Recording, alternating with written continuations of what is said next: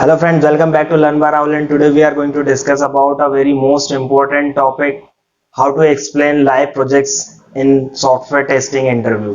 Okay, तो बहुत सारे स्टूडेंट्स लाइव प्रोजेक्ट्स को एक्सप्लेन नहीं कर पाते हैं, even they know very well कि उन्होंने लाइव प्रोजेक्ट्स में क्या किया है, लेकिन एज अ फ्रेशर्स स्टूडेंट्स को इतना नॉलेज भी नहीं रहता है कि इंटरव्यू में कैसे एक्सप्लेन करते हैं. So today we are going to discuss about how to explain live projects. Okay, so my dear friends and students, सबसे पहले तो मैं ये बोलना चाहूंगा कि आप कॉन्फिडेंट रहें. ओके, आपको डरने की या हेजिटेशन की कोई नीड नहीं है. क्या होगा ज्यादा से ज्यादा आपको इंटरव्यूअर जो रहेगा रिजेक्ट करेगा, राइट? इससे ज्यादा तो कुछ नहीं कर सकता ना. बट आप कॉन्फिडेंट बोलिए, आप जो भी गलत भी बोल रहे हो, बिलीव मी, आप अगर अपना कॉन्फिडेंट दिखाओगे सामने वालों को, मैं जैसे आज मैं भी अगर एक इंटरव्यू लेता हूं तो सबसे पहले स्टूडेंट्स में देखता हूं कि वो कितना कॉन्फिडेंट है, राइट? क्योंकि हमें उसी से पता लग जाता है कि इसे नॉलेज है या नहीं है. So the first thing is that कि आप कॉन्फिडेंट रहें. अब बहुत सारे स्टूडेंट्स रहते हैं कि वो प्रॉपर तरीके से एक्सप्लेन नहीं कर पाते हैं. हो सकता है कि उनका कम्युनिकेशन गैप हो, राइट? या उन्हें इंग्लिश प्रॉपर तरीके से बोलते नहीं आ पा रही है, तो उस टाइम पे हेजिटेट हो जाता है और उसका कॉन्फिडेंस भी लूज हो जाता है कि यार बताओ, अब ये जो सामने वाला इंटरव्यूअर यही सोचेगा कि यार इसे तो इंग्लिश भी नहीं आती ठीक से. तो ये आपका एक मिथ है, राइट? सबसे पहले जो बेसिक थिंग रहती है कि आप टेक्निकली कितने स्ट्रांग हो, राइट? क्योंकि एज अ फ्रेशर्स आप अगर ज्वाइन करते हो कोई भी कंपनी, तो हम ऐसा जरूरी नहीं है कि डायरेक्टली आप क्लाइंट से ही कम्युनिकेट करेंगे. The first thing is that कि आपको टेक्निकली कितना अच्छे से पता है, आपने लाइव प्रोजेक्ट्स पे वर्क किया है या नहीं किया है एक्चुअली में. या ऐसा तो नहीं है कि कहीं से भी थ्योरेटिकल नॉलेज ले लिया, देन यहां पर आके जो भी है एक थ्योरी आप जो है रट के आए हो जैसे कि, और बोलना चालू कर दिया. So believe my dear friends, ऐसा जरूरी नहीं है. अगर आपको ऐसा लगता है कि मेरी इंग्लिश स्ट्रांग नहीं है तो पता नहीं सामने वाला क्या सोचेगा, नहीं, ऐसा कुछ भी नहीं है.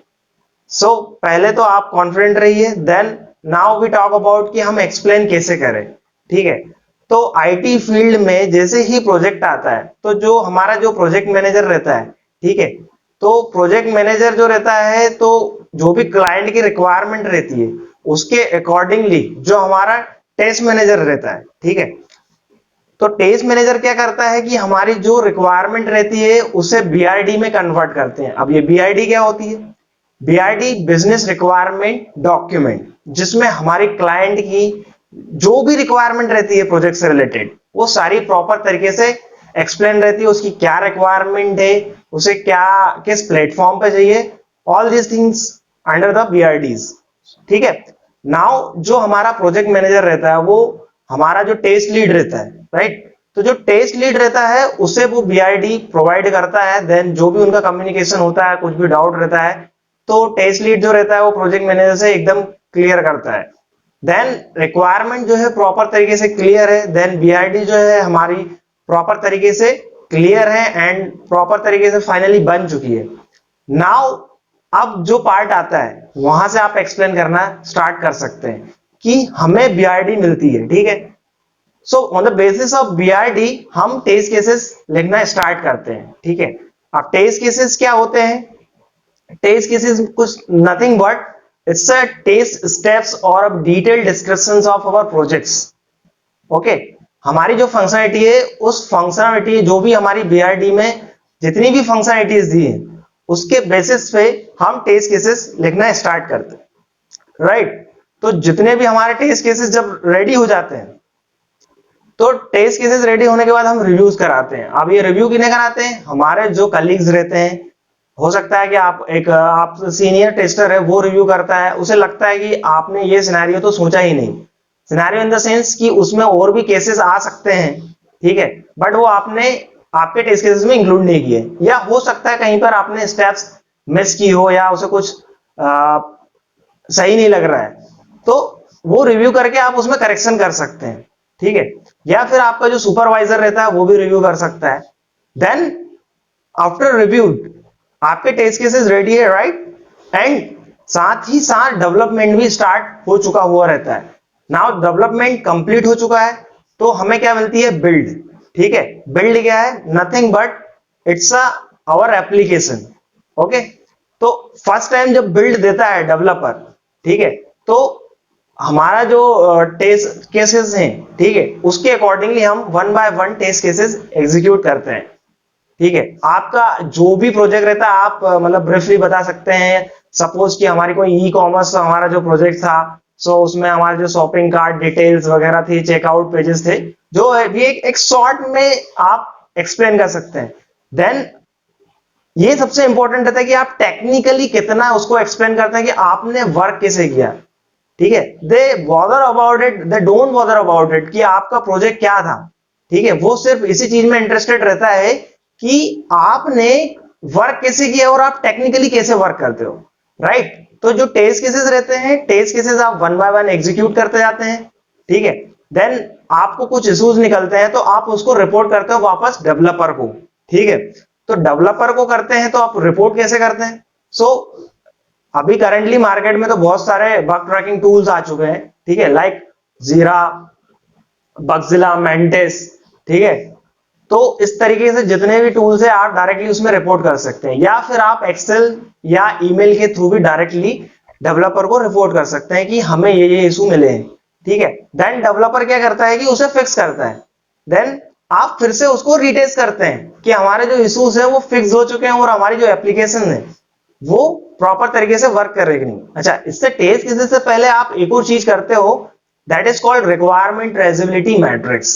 ठीक है, तो जो रिक्वायरमेंट ट्रेसेबिलिटी मैट्रिक्स में क्या होता है कि हमारी जितनी भी टेक्निकल रिक्वायरमेंट रहती है, तो टेक्निकल रिक्वायरमेंट में हम ये देखते हैं कि हमारे जो टेस्ट केसेस हैं वो टेक्निकल रिक्वायरमेंट या हमारी जो फंक्शनलिटी है बीआरडीज में जितने भी हमारे जो भी पॉइंट्स हैं वो सारे उसमें एटलीस्ट एक ना एक टेस्ट केसेस हर एक रिक्वायरमेंट पे लिखा है या नहीं है। Okay, so we can ensure that all the test cases are covered under our BRDs or not, right? तो उस बेसिस पे जब हमारे सारे टेस्ट केसेस कवर्ड हो जाते हैं, देन फाइनली हमारे जो 95% जो टेस्ट केसेस है वो पास्ड है। ठीक है, देन हम उस पर टेस्टिंग बंद कर देते हैं। ठीक है, that is called entry exit criteria. आपसे इंटरव्यूअर ये भी क्वेश्चन पूछ सकता है बीच में कि like what is entry criteria and what is exit criteria? So entry criteria is what when we have to start the testing, right? Suppose our 60 to 70% functionality हमारी जो है डेवलप्ड हो चुकी है, तो we can start the testing, right? Now we talk about exit criteria. क्या होता है? तो एग्जिट क्राइटेरिया तब होता है कि जब हम टेस्टिंग किस कंडीशन पर हम स्टॉप कर सकते हैं। जब आपके जो 95% या we can say like all जो भी टेस्ट केसेस है वो प्रॉपर तरीके से एग्जीक्यूट हो चुके हैं, सारे पास हो चुके हैं। ठीक है, एक या दो इश्यूज ही बचे हैं लेकिन वो हमारी रिक्वायरमेंट या फंक्शनलिटी बेसिस पे ब्लॉकेज नहीं है, मतलब उससे हमें कोई प्रॉब्लम नहीं है। So we can exit the testing, means हम टेस्टिंग को रोक सकते हैं। So this is the like a simple flow of testing. But ये सब तो ठीक है, जो इंटरव्यू रहता है वो आपकी अप्रोच पे फोकस ज्यादा करते हैं कि आप बताइए कि आप, अब ये आपने बता दिया, देन वो आपसे पूछेगा कि आपने किस किस टाइप की टेस्टिंग की। राइट, क्योंकि आपकी जो अप्रोच रहती है, मतलब आप किस तरीके से आप टेस्टिंग कर रहे हो, that is more important. Right, test cases all the students know very well, सबको पता है कि टेस्ट केसेस वगैरह लिखते हैं, बग ट्रैकिंग रहता है, हम उसके थ्रू से जो भी इश्यूज रहते हैं, so basically they are interested how you are testing. Now we talk about कि हमारी जो टेस्टिंग की अप्रोच रहती है वो कैसी रहती है। सो फर्स्टली जैसे ही हमारे पास बिल्ड देता है डेवलपर, ठीक है, तो सबसे पहले हम स्टार्ट करते हैं स्मोक टेस्टिंग। तो ये स्मोक टेस्टिंग क्या होती है? So basically smoke testing here we test the basic and critical features of the application. तो सबसे पहले हम उसके बेसिक और क्रिटिकल फीचर टेस्ट करते हैं ताकि हम ये देख सकें कि हमारी जो एप्लीकेशन हमें मिली है वो टेस्ट करने लायक है या नहीं है। Right, then we start functional testing. तो फंक्शनल टेस्टिंग में हम क्या करते हैं, हम each and every functionality we test thoroughly, means हम उसे डीपली टेस्ट करते हैं। ऐसे मतलब suppose let me take an example like login feature. So login feature हम यूजर नेम पासवर्ड डाल के then click on login, then white spaces देके देन हम लॉगिन करते हैं, then wrong user name and password. So इस तरीके से हम बहुत सारे जो हमारे जो टेस्ट केसेस बने हैं सिर्फ लॉगिन फंक्शनैलिटी पे, तो हम उसे थोरली और डीपली टेस्ट करते हैं, ठीक है। देन फंक्शन टेस्टिंग होने के बाद हम इंटीग्रेशन टेस्टिंग करते हैं।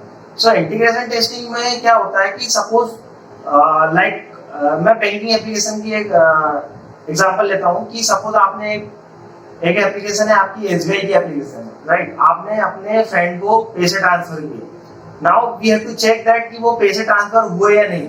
सो ये क्या कहलाती है, एक इंटीग्रेशन। तो हम दोनों एप्लीकेशन में चेक करेंगे यहाँ पर जो हमने अमाउंट किया वो यहाँ से डिडक्टेड हुआ है नहीं और उधर पर क्रेडिट हुआ है नहीं। सो in that integration testing we ensure that like testing the data flow between the two modules of our application is working fine or not, that is called integration testing. Now we tested, हम उसके बाद फिर क्या करते हैं, system testing करते हैं। तो सिस्टम टेस्टिंग में हम क्या करते हैं कि different types of operating systems and different types of browsers पे हम टेस्ट करते हैं कि हमारी जो एप्लीकेशन है वो प्रॉपर तरीके से वर्क कर रही है कि नहीं। नेटवर्क जो है मोबाइल नेटवर्क लेते हैं, then 2G network, 3G and 4G networks and different types of browsers पर टेस्ट करते हैं। Suppose the browser version like Chrome का है 85, तो कभी हम 84 पे देन 50 पर भी टेस्ट करके देखते हैं। So system testing is what here we test the end to end type of testing, ठीक है। Overall testing of our application on different types of platforms and networks. Then at the end में हम करते हैं UAT testing, that is called user acceptance testing. So user acceptance testing में क्या करते हैं हम, basically हम users को provide कर देते हैं एक particular एक सर्वर रहता है, तो वहां पर हम users freely टेस्ट कर सकता है या उसको यूज करके देखता है कि हमारी जो एप्लीकेशन है उसकी रिक्वायरमेंट के अकॉर्डिंगली प्रॉपर वर्क कर रही है या नहीं, ठीक है। तो हमें इससे यूजर्स के फीडबैक भी आते हैं, राइट। अब आपसे पूछ सकता है कि आप जो टेस्टिंग करते हैं कौन कौन से एनवायरनमेंट में करते हैं। सो बेसिकली सबसे पहले जो रहता है वो डेव एनवायरनमेंट रहता है, बेसिकली ये डेवलपर्स के लिए रहता है। सो डेवलपर अपने बेसिस पे, अपने नॉलेज के बेसिस से जो टेस्टिंग रहती है वो टेस्टिंग कर लेते हैं, देन हम उसे वेरीफाई करते हैं और फिर हम इंश्योर करते हैं कि ये टेस्टिंग के लायक है या नहीं, ओके। और जो फंक्शनैलिटी है इट इज वर्किंग फाइन और नॉट, ठीक है। देन उसको मूव ऑन करते हैं कौन से एनवायरनमेंट में, टेस्टिंग एनवायरनमेंट में। वहां पर टेस्टर अपने नॉलेज और जो टेस्ट केसेस है उनको वन बाय वन एग्जीक्यूट करता है। देन टेस्ट एनवायरनमेंट में हमारी एप्लीकेशन है जो प्रॉपर तरीके से वर्क कर रही है, तो हम उसको UAT एनवायरनमेंट में पुश कर देते हैं, ठीक है। नाउ एक और प्रोड एनवायरनमेंट भी रहता है, ठीक है, जिसमें हमारा जो हम कह सकते हैं यूजर्स को लगता है कि हाँ our application is working fine, so हम उसको मूव ऑन करते हैं prod environment। so prod environment या production environment nothing but हमारी जो एप्लीकेशन है उसे हम लाइव कर देते हैं, ठीक है। सो ओवरऑल हम यही करते हैं टेस्टिंग में, ओके। अगर आपको कुछ भी डाउट रहे तो you can comment below sections and please subscribe my channel for more videos and update. And my dear friends, मैं आपसे यही बोलना चाहूंगा कि बी कॉन्फिडेंट, राइट। अगर आप कॉन्फिडेंट हो तो no one can beat you. Thank you.